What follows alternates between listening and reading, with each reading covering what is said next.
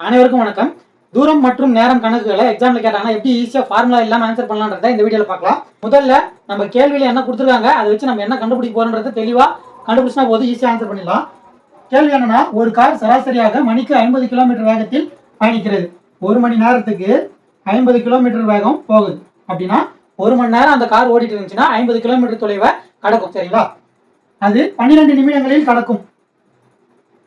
அது 12 நிமிடங்களில் கடக்கும் தூரம் என்னன்னு கேட்கறாங்க. அது எவ்வளவு தூரம் கடக்குன்னு கேட்கறாங்க. இப்போ நம்மளுக்கு வந்து கேள்வியில 12 நிமிடங்களுக்கு கொடுத்துருக்காங்க.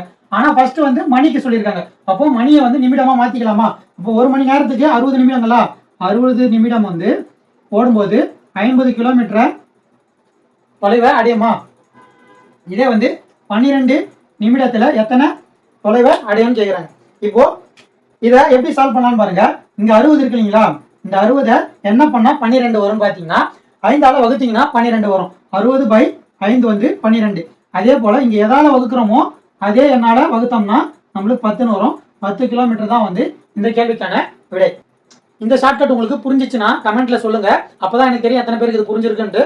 இதே போல நேரம் மற்றும் தூரம் கணக்குல இருக்கிற எல்லா டைப் சம்மை எடுத்து ஒரே வீடியோவா போடணும்னு நீங்க எதிர்பார்த்தீங்கன்னா அதையும் கமெண்ட்ல சொல்லுங்க. என்னால எவ்வளவு ஈஸியா எடுத்து எவ்வளவு சீக்கிரத்தில் அப்லோட் பண்ண முடியுமோ அவ்வளவு சீக்கிரத்தில் அப்லோட் பண்றேன்.